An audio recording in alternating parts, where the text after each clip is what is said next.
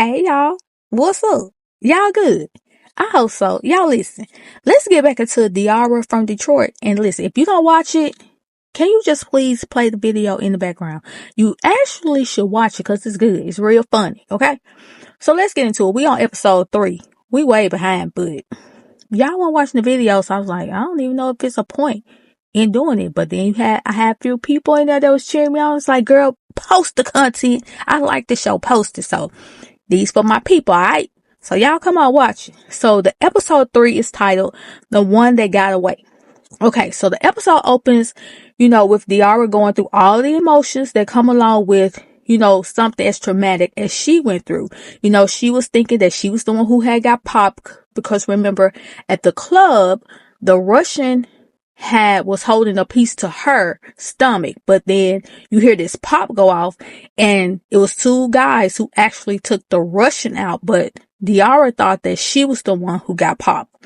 So when they start to run out the club, remember Diarra picked up that Russian's burner phone, right?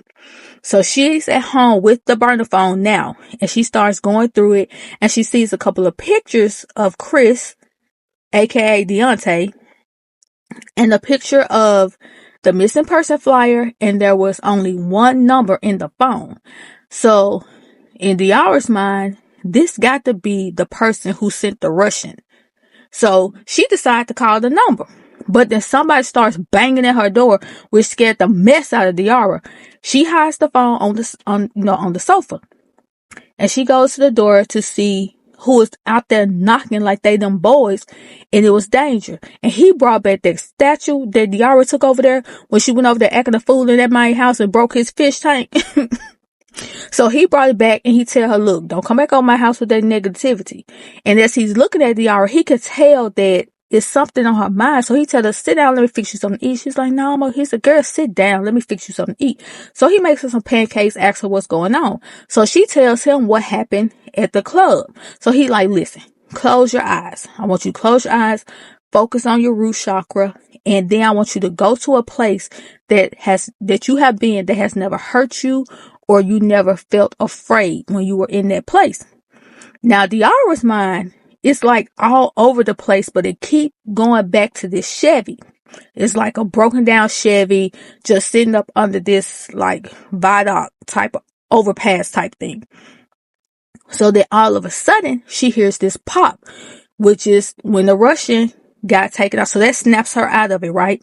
Then the burner phone starts ringing, baby. By this time, she get Danger up. She pushing him out the door. Thank you. I'll talk to you later. So she runs over there, gets the phone to answer it. Now, when Diarra answers the phone, she trying to sound Russian when she really just sound possessed. So she, talk her regular voice. And the person on the phone says, who is this? And Diarra's like, you called me. Who is this? The lady on the phone says, I'm Vonda Brooks. And Diarra is shocked. Vonda Brooks is not who she was expecting to call that phone back, right? So Diarra's like, I'm sorry. Did you say Vonda Brooks? Miss Vonda said, I know who I am. Who the F is this? So then Diarra's friend T, he called to check on her to make sure, she was good from the other night from what happened at the club. She says, that she is, but she's still traumatized. You could tell. So he asked her, are you going to Aj's brunch? It started in about an hour. And she was like, what brunch? He was like, you better check your messages. So when she checks her messages, she has a bunch of missed messages from Aja because, Diarra been so caught up in this Chris/Deonte situation. So she get ready. She on her way to the car and you could hear somebody yelling at her on the street. They pan the camera. It's Moni. So Moni asks her, how do you know that the dude that you looking for is Deonte Brooks? And she tells her, that this right here, what I'm doing, I don't think you want to be involved with this, with what I'm going through. And she was like, girl, you're going to need protection. And Moni tells her, listen, if we find him, I'll split the reward money with you 50-50. And that, Moni let her know that she had called the bank and that they said that the money is just sitting in the bank collecting interest. Remember, Moni's husband got himself in some trouble with them boys, them street boys, and he owed them $50,000. So they really need this money, right? So Diarra, when she's narrating, she says that she could really use the backup, but she didn't want to get Moni, involved because she's a mother. She got a whole family. And she told Moni, again, that I don't think you want any parts of this because it could get really dangerous. And Moni told her it could get dangerous for me too if I don't get this money. So, Diarra, she just walk off. But child, Moni jumped in the car talking about, okay, now where we fit to go? And Diarra rolled her eyes like, this girl don't listen to nothing I say. So they pull up at Aja's brunch. And Aja is not too happy to see Moni because, she don't really care for Moni. So while everybody else is chit-chatting, Diarra and Moni, they down there talking about, they little plan of how they fit to solve this case, right? So Diarra lets Moni know that she's the backup. Like, you the pips, all right? And that the suspect, who Diarra think is the mom. And Moni says, girl, that ain't nothing new. Folks been saying that for years. And Diarra says, yeah, but I feel like whoever was behind Deonte going missing the first time got to be behind the second one. So now Aja goes, she go over there where Diarra and Moni is, and she, pulls Diarra to the side and go down the itinerary for the day. But Diarra, she's so caught up in this case, she makes up an excuse and tells Aja, girl, I'm staying by myself now. I got all these bills. I don't think I can do this. And Aja understood, even though Diarra was making up an excuse.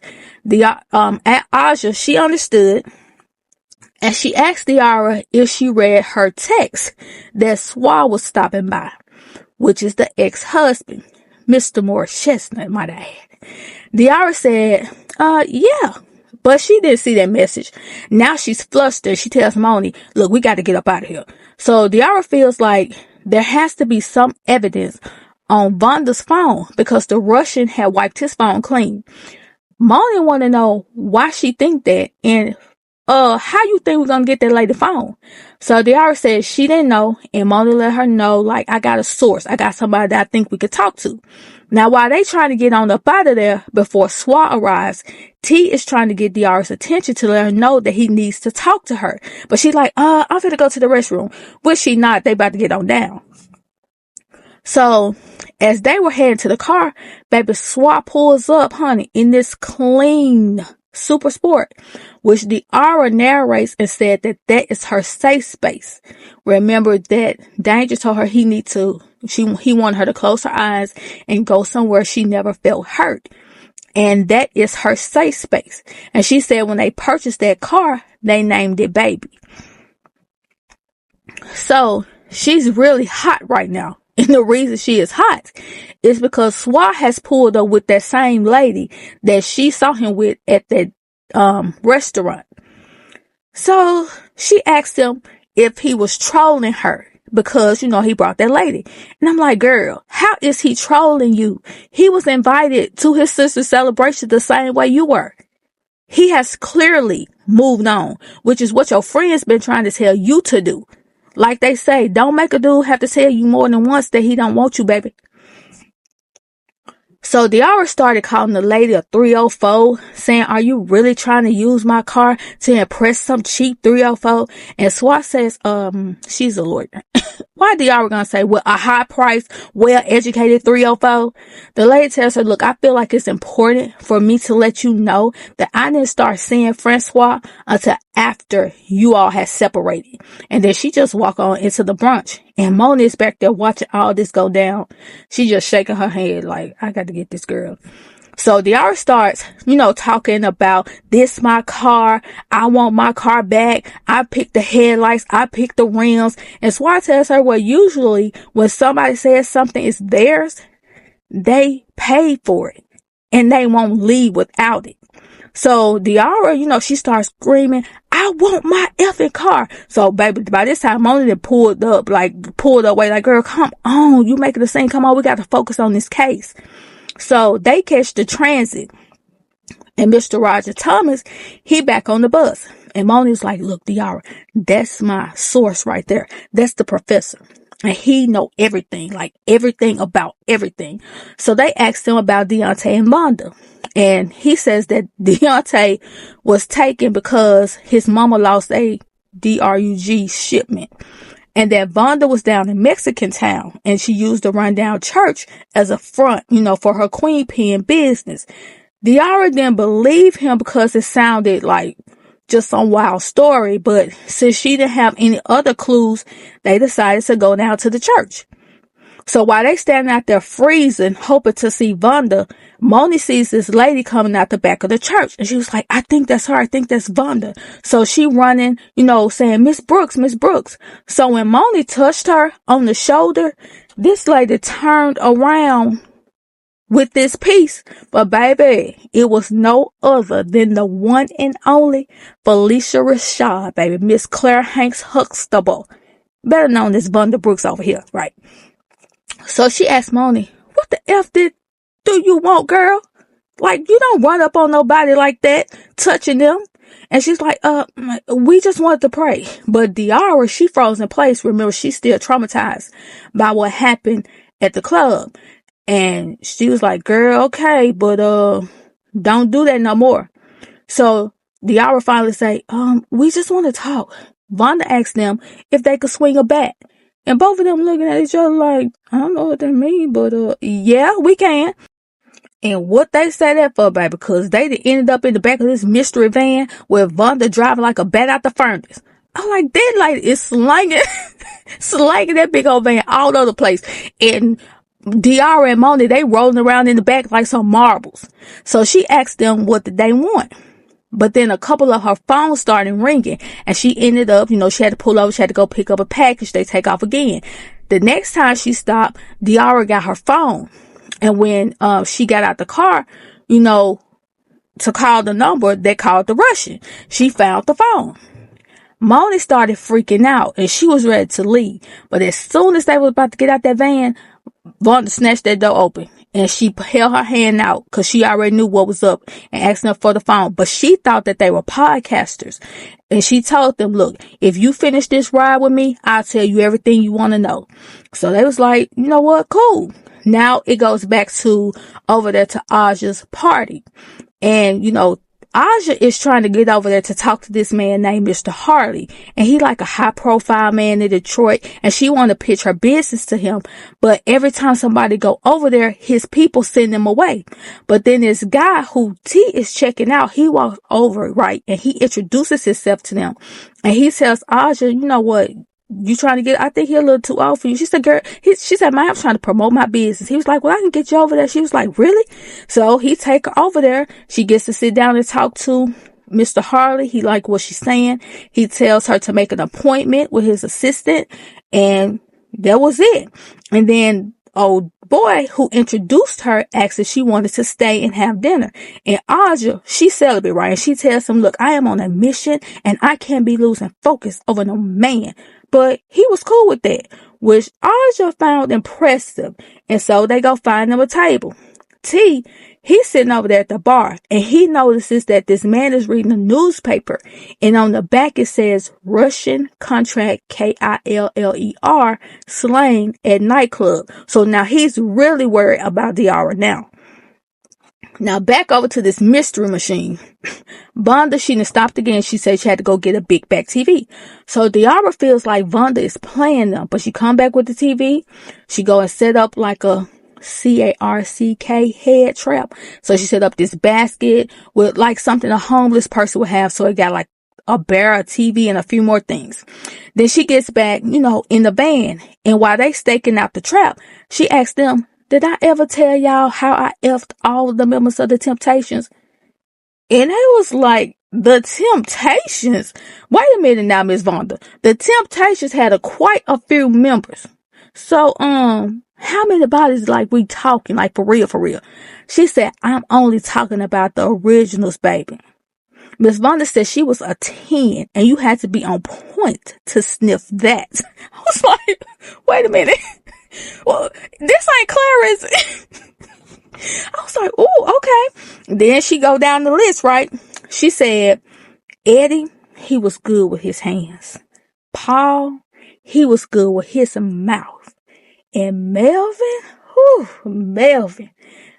knew how to handle those feet. And Diarra and Moni looking like, his feet? She said, what did he do with his feet? I was like, wait, who Melvin some kid in the silk? I mean, you know what they say.